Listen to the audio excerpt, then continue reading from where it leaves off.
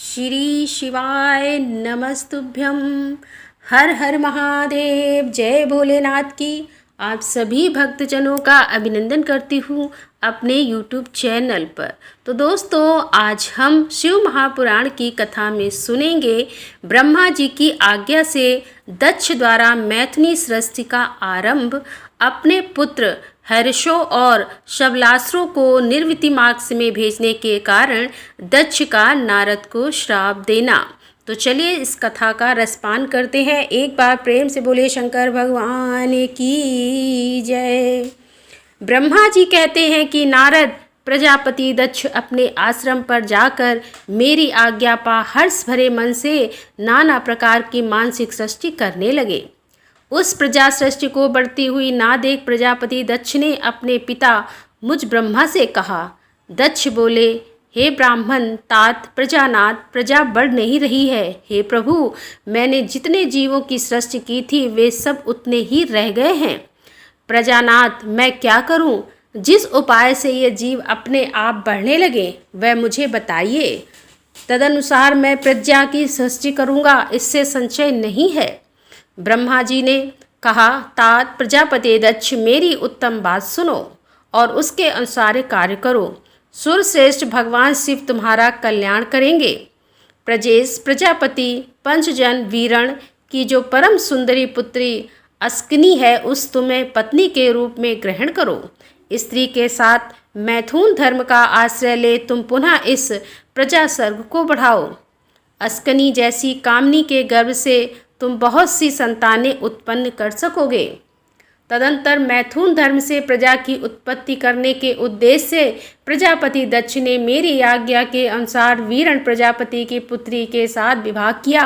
अपनी स्त्री वीरणी के गर्भ से प्रजापति दक्ष ने 10,000 पुत्र उत्पन्न किए जो हर्ष कहलाए। मुने वे सब पुत्र समान धर्म का आचरण करने वाले हुए। पिता की भक्ति में तत्पर रहकर वे सदा वैदिक मार्ग पर ही चलते थे। एक समय की पिता ने उन्हें प्रजा की सृष्टि करने का आदेश दिया।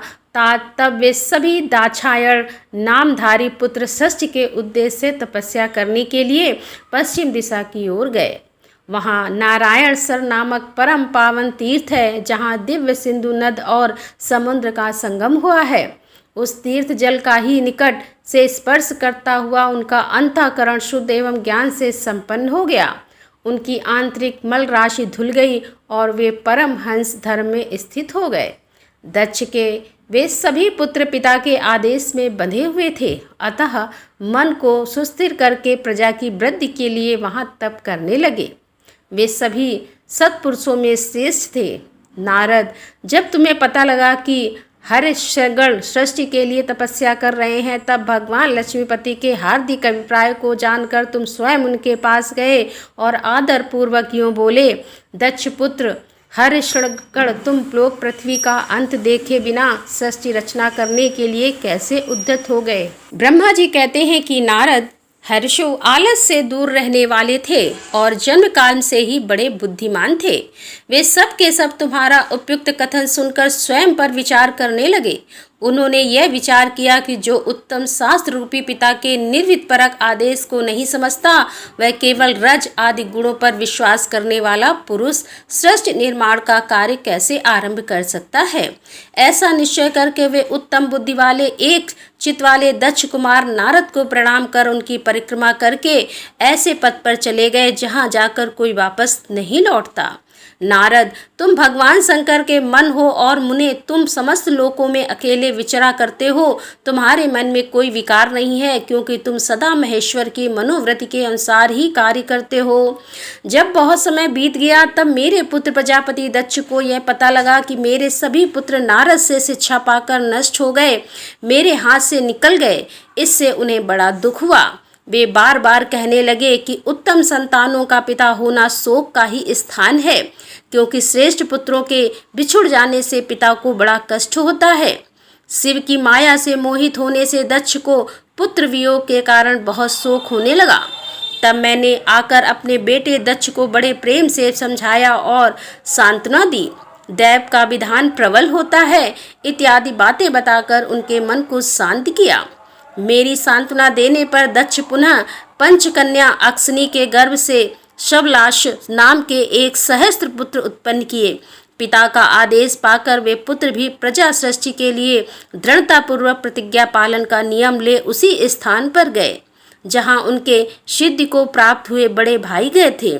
नारायण सरोवर के जल का स्पर्श होने मात्र से उनके सारे पाप नष्ट हो गए, अंतःकरण में शुद्धता आ गई और वे उत्तम व्रत के पालक शवलास ब्रह्मा का जप करते हुए वहां बड़ी भारी तपस्या करने लगे।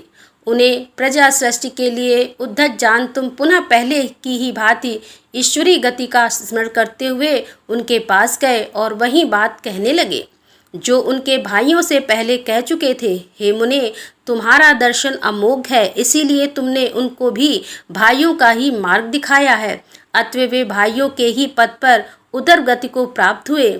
उसी समय प्रजापति दक्ष को बहुत से उत्पात दिखाई दिए। इससे मेरे पुत्र दक्ष को बड़ा विस्मय हुआ और वे मन ही मन दुखी हुए। फिर उन्होंने पूर्वतः तुम्हारी ही करतूत से अपने पुत्रों का नाश हुआ सुना। इससे उन्हें बड़ा आश्चर्य हुआ। वे पुत्र शोक से मूर्छित हो अत्यंत कष्ट का अनुभव करने लगे। फिर दक्ष ने तुम पर बड़ा क्रोध किया और कहा कि नारद बड़ा दुष्ट है। दैववश उसी समय तुम दक्ष पर अनुग्रह करने के लिए वहां आ पहुँचे। तुम्हें देखने की शोकावेश से मुक्त हुए दक्ष के ओंठ रोष में फड़फड़ाने लगे। तुम्हें सामने पाकर वे धिक्कारने और निंदा करने लगे। दक्ष ने कहा, ओ नीच, तुमने यह क्या किया? झूठ मूठ साधुओं का बाना पहन रखा है। इसी के द्वारा ठग कर हमारे भोले भाले बालकों को जो तुमने भिक्षुओं का मार्ग दिखाया है, यह अच्छा नहीं किया। तुम निर्दय और सठ हो, इसीलिए तुमने हमारे इन बालकों के जो अभी ऋषि ऋण, देव ऋण और पितृ ऋण, ब्रह्मचर्य पालन पूर्वक वेद शास्त्रों के स्वाध्याय से ऋषि ऋण, यज्ञ और पूजा आदि से देव ऋण तथा पुत्र के उत्पाद से पितृ ऋण का निवारण होता है, से मुक्त नहीं हो पाए थे और लोक परलोक दोनों के श्रेय का नाश कर डाला। जो पुरुष इन तीनों ऋणों को उतारे बिना ही मोक्ष की इच्छा मन में लिए माता पिता को त्याग कर घर से निकाल देता है, सन्यासी हो जाता है, वह अधोग गति को प्राप्त होता है। तुम निर्दय और बड़े निर्लज्ज हो, बच्चों की बुद्धि में भेद पैदा करने वाले हो और अपने श्रेयस को स्वयं ही नष्ट कर रहे हो। मूढ़मते, तुम भगवान विष्णु के पार्षदों में व्यर्थ ही घूमते फिरते हो। अधमाधव, तुमने बारंबार मेरा अमंगल किया है, अतः आज से तीनों लोकों में विचरते हुए तुम्हारा पैर कहीं स्थिर नहीं रहेगा अथवा कहीं भी तुम्हें ठहरने के लिए स्थिर ठौर ठिकाना नहीं मिलेगा। नारद, यद्यपि तुम साधु पुरुषों द्वारा सम्मानित हो, तथापि उस समय दक्ष ने शोक बस तुम्हें वैसा शाप दे दिया। वे ईश्वर की इच्छा को नहीं समझ सके। शिव की माया ने उन्हें अत्यंत मोहित कर दिया था। हे मुने, तुमने उस शाप को चुपचाप ग्रहण कर लिया और अपने चित्त में विकार नहीं आने दिया। यही ब्रह्मा भाव है। ईश्वर कोटि के महात्मा पुरुष स्वयं शाप को मिटा देने में समर्थ होने पर भी उसे सह लेते हैं। तो दोस्तों, यहाँ पर ये शिव पुराण का अध्याय का समापन करते हुए अगले अध्याय के साथ हम फिर आपके सामने उपस्थित होंगे। तब तक के लिए हर हर महादेव, जय।